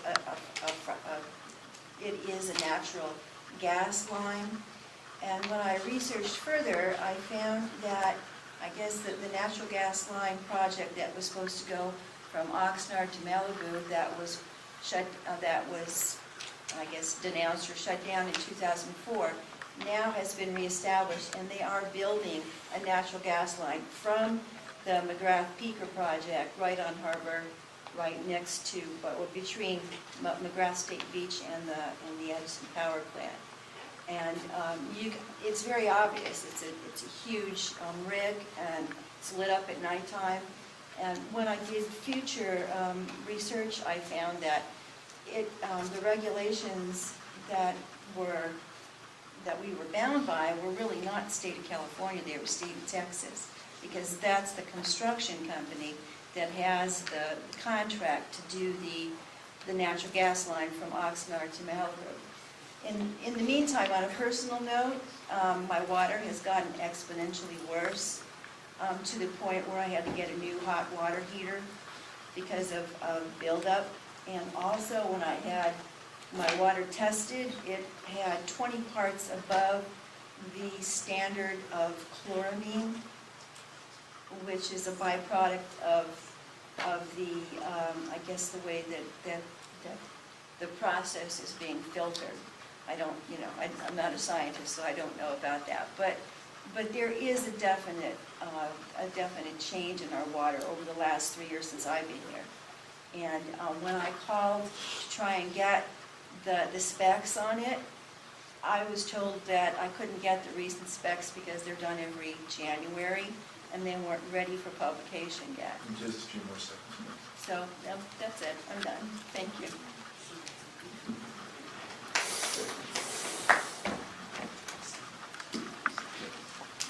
Hello, my name is Dan Auerbach. I live in Thousand Oaks. I'm a professional research and development engineer for the last 46 years. I actually worked on programs for the oil companies to be able to underground map in 3D all the oil deposits and everything, so they might even have a chance to do a little more efficient job of locating their wells and so on. So I'm not exactly out of communication with this. There's a specific fracking incident. You're told, oh, there's no fracking incidents here. Well, here's one from 2011 on May 27th. Occidental Petroleum Company disclosed that it fracked an oil well within the Rincon field located between the cities of Ventura and Carpinteria and situated within the steep coastal hills that drain straight into the ocean. The fracking operation was conducted at a depth of 8,474 feet and required more than 360,000 gallons of water. In March of this year, an oil spill from this Rincon field occurred after a landslide ruptured the pipeline, releasing approximately 210 gallons of oil on the beach between Hobson's and Ferrier County parks. So that's just a specific example of, well, you know, we don't have any such failures. Yes, you do. And it was a fracking well, and it did cause environmental damage. That's the first comment. Okay. I appreciate that, and as provided, we're looking for the direct connection there between fracking at 8,000 feet depth to a landslide surface. Well, but if the well is fractured, then it's not a big mystery, right? If the well gets fractured, that's what we're talking about. Okay, one of the exciting chemicals that you're pumping in the ground, ammonium persulfate, which is very toxic. And I wouldn't be putting that in anything that any water, even going to be repumped or refiltered or anything. So that's one to think about. And here's a couple other points. The biggest damage that earthquakes can cause is your well casings.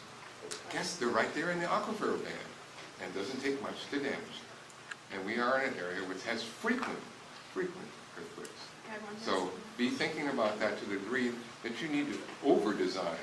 That's what you do as engineers, over-design for a 9-point earthquake. Right, if there's a possible 8.6 or something in the area, you better have it designed to deal with that. Second point. Just a few more seconds. Okay, I'll make it quick. The water pollution by the fracking chemicals, well, it's not, we talk about where does water go, but where does the gas go? That's the big problem, because if you've got natural gas on each of these wellheads, you break through, you've got it, natural gas comes out. How gas tight are your wells? How gas tight are, if you have fractures in the casing? The oil maker is fine. Oil tends to clog up these things. Gas goes right through it. All right, and I think that my time is up, so I'll desist for the moment.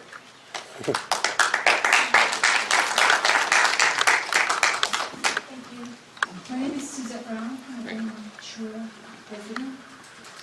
You said that fracking's been going on since the 40s, so I would encourage you to look at what has changed. Why is it so much in our consciousness in the last, what has it been, 5 years? I'm not sure exactly when the 60 Minutes episode ran. What has changed? Why is it now so much more hazardous? Why are so many places like Pavilion, Wyoming, Pennsylvania, and Garfield County, Colorado have distilled water? What's changed so that would apply directly what you're asking for? I don't have that information for you, but I encourage you to find that out. We are looking, and the solicitation, the request is really to broaden the net. Is to broaden the net beyond the staff that we put to this, beyond the independent studies. So we're soliciting that because there are people who have that information. Give it to us. But the 3 names that you provide. Yes, yeah, I mean, are the oil companies doing it at the higher risk? Is it more desperate now for oil, or is it getting harder to find? Something's changing with that process that they say has been safe since the 40s, but something's changing. So I encourage that. Thank you.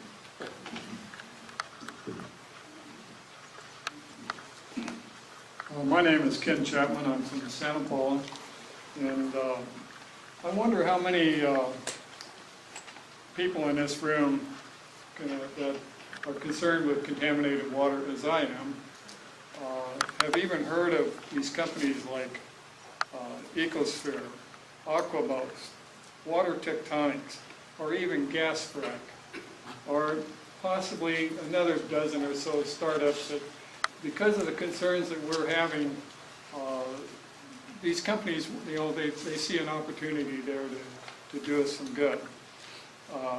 First, Gas Frac, just for information, they use propane instead of water to fracture gas wells. Ecosphere and Aquamost, they use oxidation technology, ozone and ultraviolet to treat wastewater. Water Tectonics, they use high energy electrocoagulation. Ecosphere, and I'll focus on them because they're one of the larger ones and been there longer. Their process is a chemical-free way of treating wastewater and frack water. And the ozone they use for the water treatment, this happens to be exempted for use for treating water. In other words, it's not closely regulated or prohibited. ozone happens to be 150% more effective than chlorine as a bactericide. And what that means is that when they get this water out of the well, it's got bacteria in it. And one of the problems is that they use these bactericides when they do their fracking to keep it from plugging up. And so what this does when they use this ozonic process to treat the water, they kill all of the bacteria in the water, and so it can be reused. They also, does this work? Yeah, I know it works because I use a similar process in my well. I have water that stinks when it comes out of the ground. It's loaded with iron, it's loaded with manganese, and who knows what else, you know. And, the ozone practically removes those contaminants. They precipitate right out. So what Ecosphere does, they use a 4-step process. It's an industrial strength that removes darn near all of the contaminants, and what's not removed is sterilized, and it can be reused. And by reusing the water, they're eliminating 95% of that water that they're having to use to re-inject into for the fracking process. The other... just a few more seconds, please, we have 3 minutes. Yeah, okay. So anyway, they use less water. The water is not as polluting, and they don't have all them trucks running up and down the road trying to get rid of it.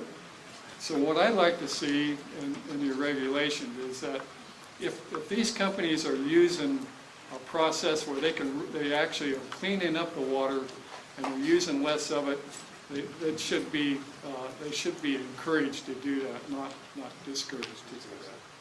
Thank you. Is that, are those written comments something that you can? I have a whole packet for you. I would appreciate that.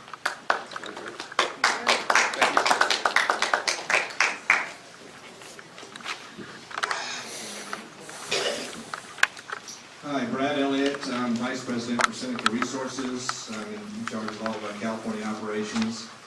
We've got operations both here in Ventura County and Kern County. Specifically, our field here in Ventura County is north of Fillmore. It's the Sespe field. It's there today producing solely because of the technique of hydraulic fracturing. It was started in the late 50s in this field. It's very tight, impermeable rock, and hydraulic fracturing has made the field economic to produce. The field's produced over 80 million barrels. It's had tremendous positive economic impact to the county. It still does.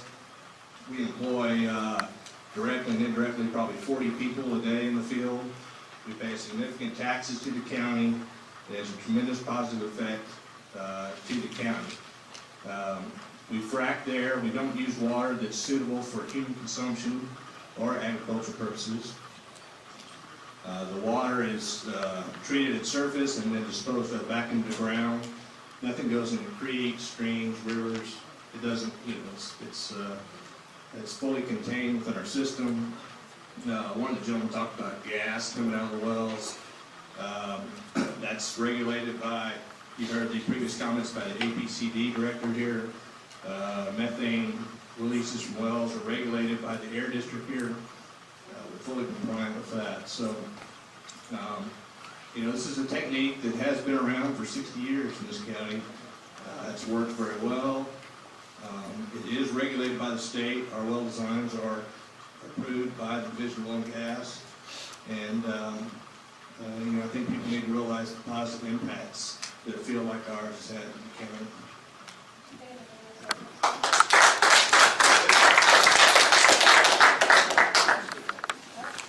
Hi, my name is Kathy Johnson. I've lived in Ventura for a number of years. I love that you're asking for information before you actually come up with a policy, because usually you come up with a policy and then they start asking for information, but people are already attached to the policy, so thank you for doing that.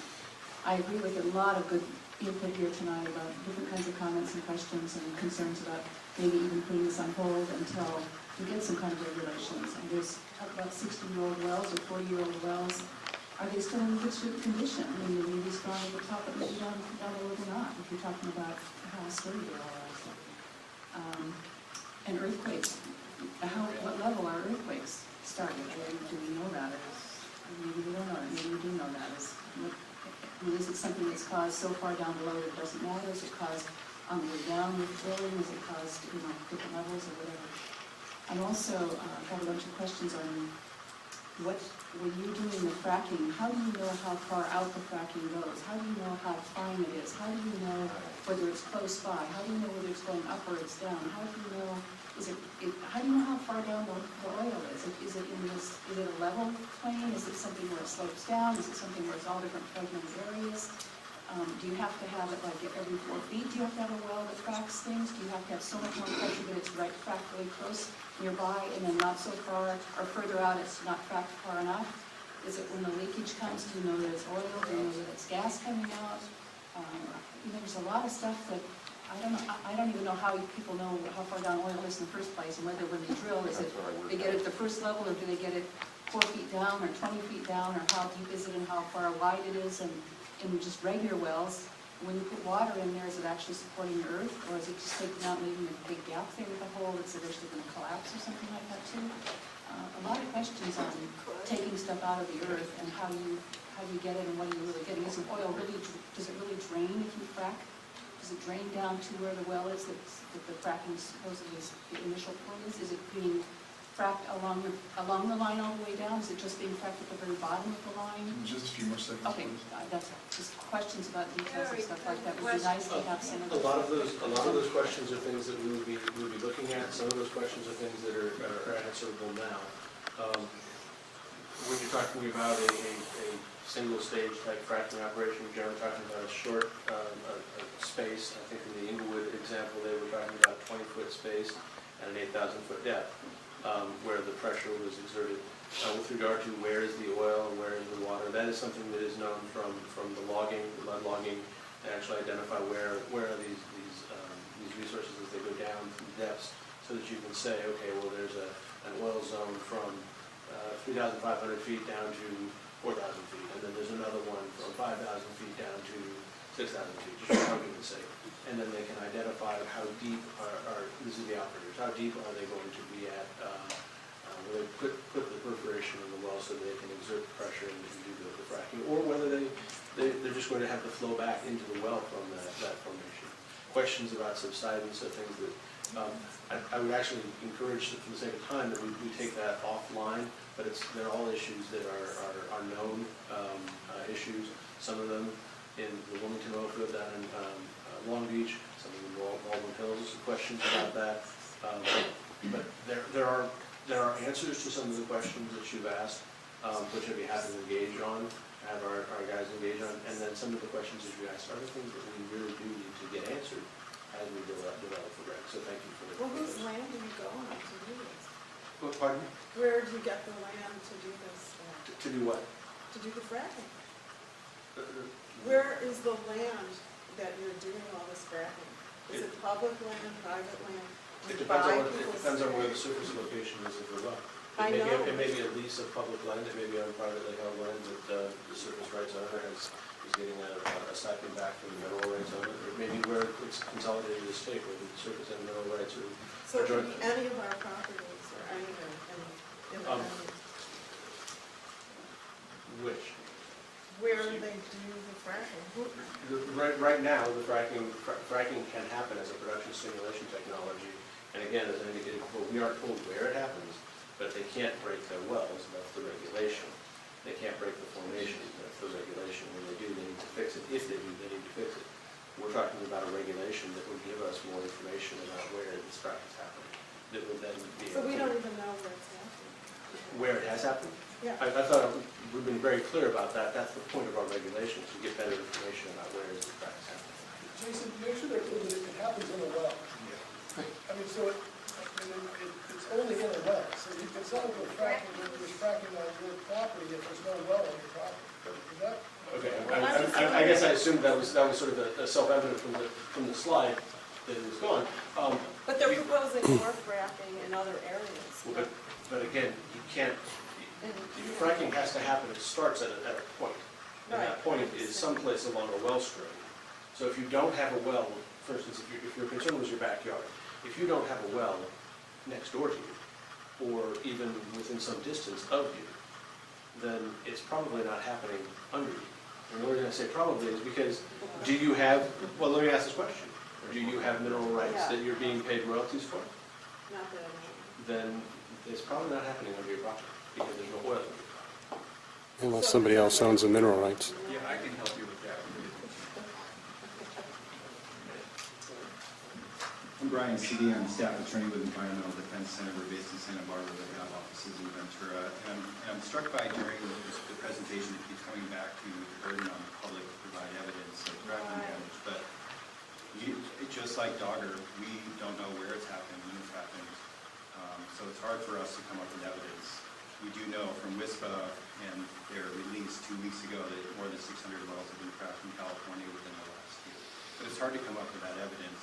And as a specific request or recommendation on something you can do immediately, and I think it does need to be done immediately because the train has left the station in a lot of ways. And I'm concerned with the description of the regulatory timeline here because the Monterey Shale, the industry is obviously targeting the shale. It could be a huge play, tens of thousands of wells. But if Dogger simply made the companies, rather than, as I understand it, the current process, where it's just a notice rather than an actual permit application. So a permit application that then triggers with the local agencies, California Environmental Quality Act compliance, which is what Santa Barbara County has done. So at the very least, the companies are the ones providing the information. The industry that wants to get the resource and get the profit, they tell us what the potential environmental impacts are, and that's what the strength of CEQA is. It's look before you do. And second, this isn't a specific recommendation, but I feel like it gets lost in the presentation.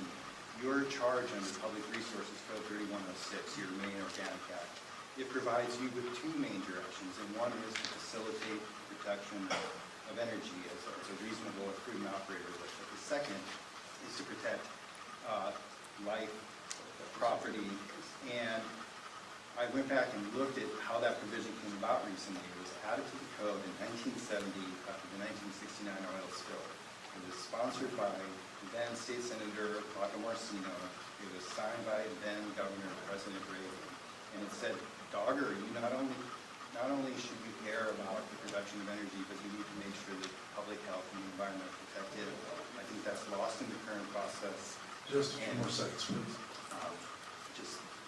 We need immediate protections with the play that is looming down on the Monterey Shale and all the communities that exist within that area.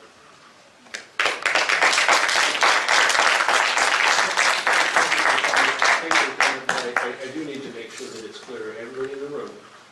We are not placing the burden of research on the public. We are asking the public if you have information that you are aware of, because we know people are very sensitive, heightened awareness about this practice. We're asking that you share it with us and point to these things for us. This is not a substitute for us doing our own due diligence, and I don't mean in any way, shape, or form to suggest that it is. Thank you. Thank you. Well, thank you for coming to Ventura County, first of all. My wife and I have lived in Ventura for 42 years, and now our grandchildren are growing up here. One thing I wanted to say for the lady that I just brought up, and also, there's a lot of heartfelt concerns here, and that's what you're hearing. It's kind of two things. One, in education, and the other, give you a comment. In Ventura County, I'm the county assessor here in Ventura. In Ventura County, most of the petroleum, most of the minerals that are being taken through wells kind of run a straight line. If you picture when you've been out to the ocean, remember the old Richfield Island and the pier used to be there and the wells that go out towards the platform?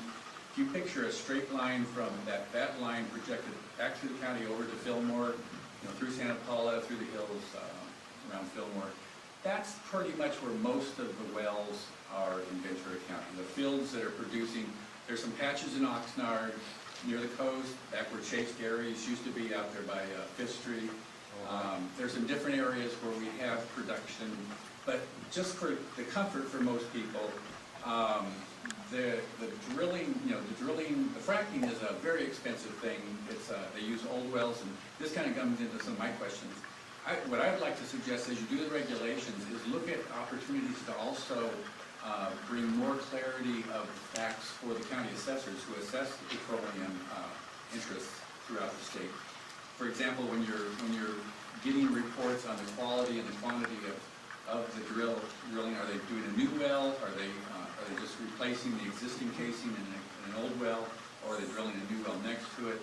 And then when they get the reports, what assessors often have is a mix of proven reserves, probable reserves, and possible reserves. But we would really love if you're getting indications, because the company that hires a driller and pays them hundreds of thousands of dollars to do a new well is going to get a report on what's the status. So if you get a report on this has now become proved reserves, it used to be just probable, that's important to the assessor for applying an appropriate assessment for future property tax collections. So if you could consider property tax requirements reporting to the local assessor as a part of your regulatory expectation for this drilling operation, that would be a big help. That's good enough. Thank you very much. Thank you.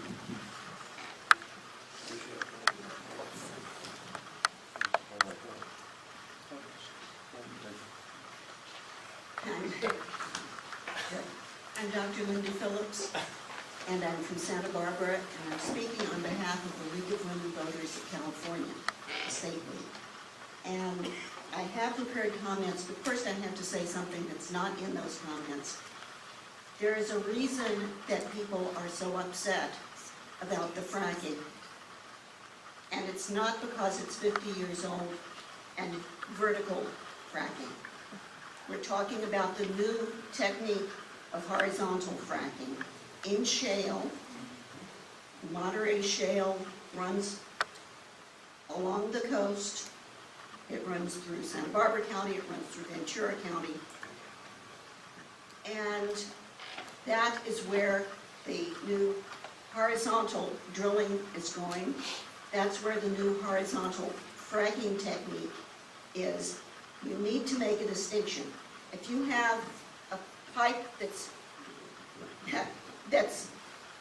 horizontal and it's running along the groundwater, it's much, and the cracks may be coming up instead of just going sideways. You have a much greater chance of polluting that water. And so I think in number one, you need to make a distinction in speaking about it and in the regulations between vertical and horizontal fracking. The thing that I had intended to talk about tonight is hazardous materials and disclosure. The League began working on this issue even before Bhopal, and I realize that was a different situation, but that's how long ago we started working on it. We've been a strong advocate for disclosure and community right to know ever since. To protect the public health and safety and the environment, which is, of course, your charge, it's absolutely necessary for government agencies, including the local agencies that might need to respond to a spill, either of the hazardous materials that are brought to the site to be injected in a fracked well, or water pollution caused by that well. It's very important to have disclosure. It's important to have timely disclosure. We support disclosure before, as in Senator Padley's bill. And also we've been supporting AB 591, but that needs to be made more timely. And trade secrets need to be handled in a way that's similar to other hazardous materials. And you need to start gathering the information now.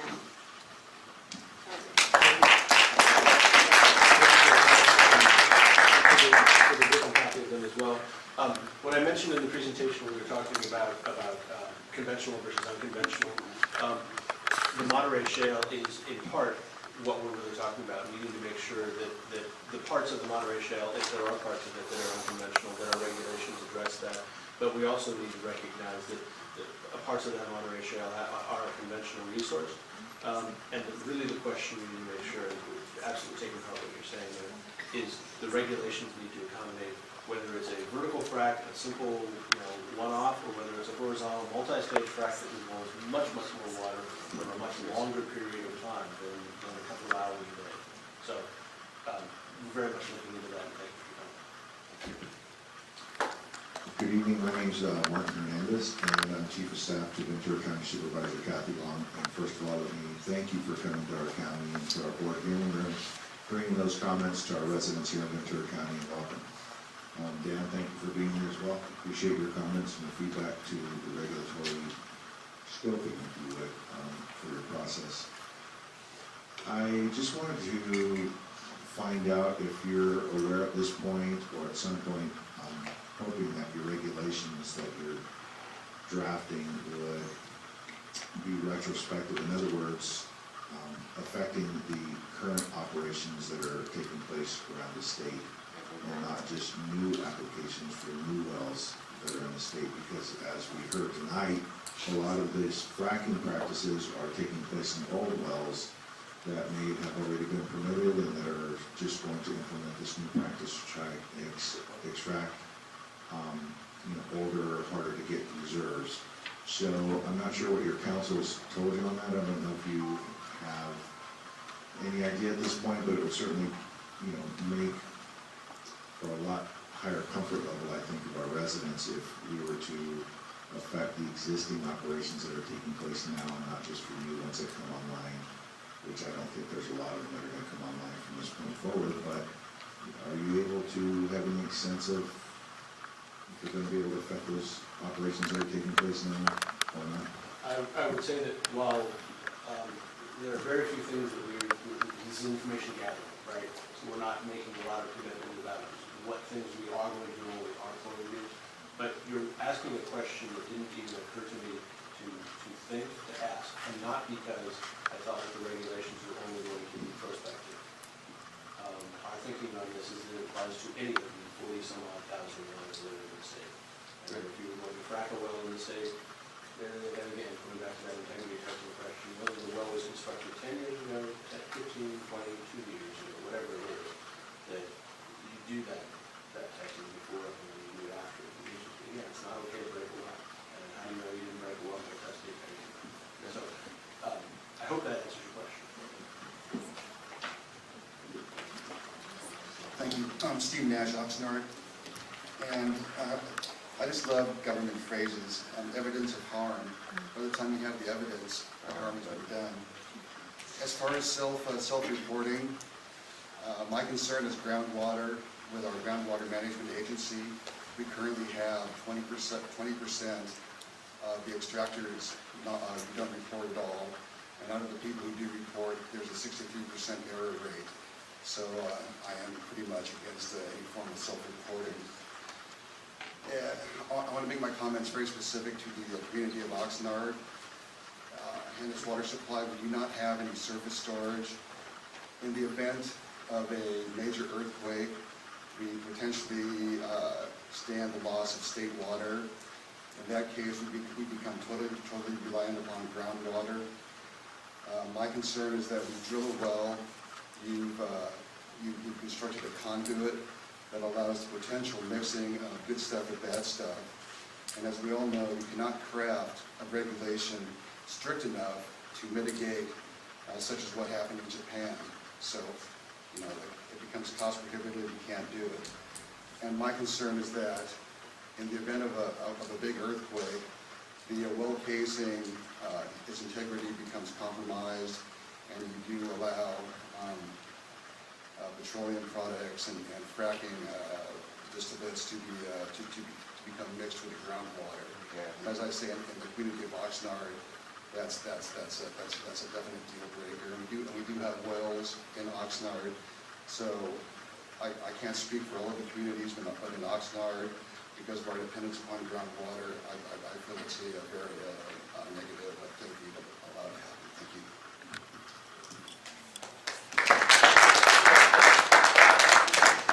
Good evening. I'm Steve Offerman from the Office of Ventura County Supervisor Steve Bennett.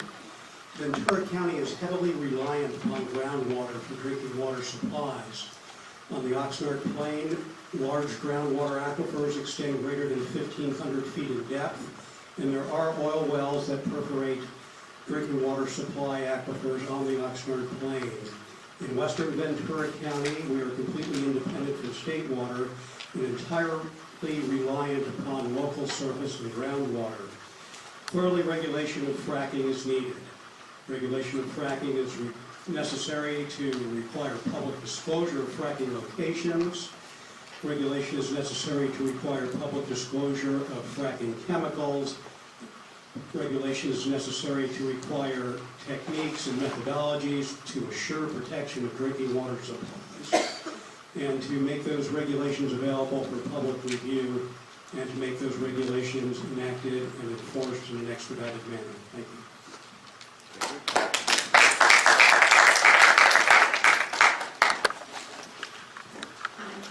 My name is Diane Underhill, and I'm from the city of Ventura. I don't work there. It is the job of corporations to make profits. It is the job of government to protect public health. Profit should never be placed above public health and environmental protection. Fracking, by its very nature, is underground and out of the public eye. It is impossible for the public to judge whether a well has been broken. We just can't tell. There are far too many questions about the safety of fracking to continue to blindly allow this process in California. California is seismically unstable. It has areas that have high methane levels. It has areas like Ventura County that are reliant on local groundwater and surface water to provide safe water supply. We have this backwards. Do not ask the public to prove that fracking is unsafe. We need to have it proved to us that it is safe. The very fact that there is a question as to whether fracking can be safely regulated shows we need a moratorium on the process until the questions are answered to the public's satisfaction.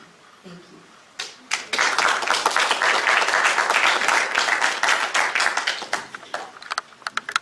Hi, my name is Aaron. I'm from Santa Paula. We've been waiting a while for it, so. Thank you. Well, it seems like a simple, maybe stupid question, but I don't understand. We talked about regulations, and I don't understand. I'll just give you a quick. In my town, to replace a water heater, I have to go to the city and permit, do the job, and they come out and inspect it afterwards. So I know nothing about the oil industry. Someone wants to frack a well. You have regulations on how that's supposed to be done. Is that correct? We have regulations about the construction of the well itself and what you're not allowed to do in terms of breaking the well or compromising its integrity. But when you start talking about, is there a regulation on the books right now saying, how do you conduct it, or what conditions do you have to prove exist, demonstrate in terms of integrity as well? No, that doesn't exist now, but it is what we're here getting comments about to find out what we should do. Clears that up for me. Thank you. I'm surprised, but thank you. It's 5 after 9, and we scheduled the workshop to run for 2 hours. There are still people here. I'm a little concerned about holding up the county staff who are very interested in allowing us to stay here. If there are comments that have not already been voiced, and you want to make sure you get them out there for us, you can stick around for 5-10 minutes. Again, I would encourage people, we have the opportunities to provide us with written comments, and those of you who have them already with you, you can leave them with us, you can email them to us.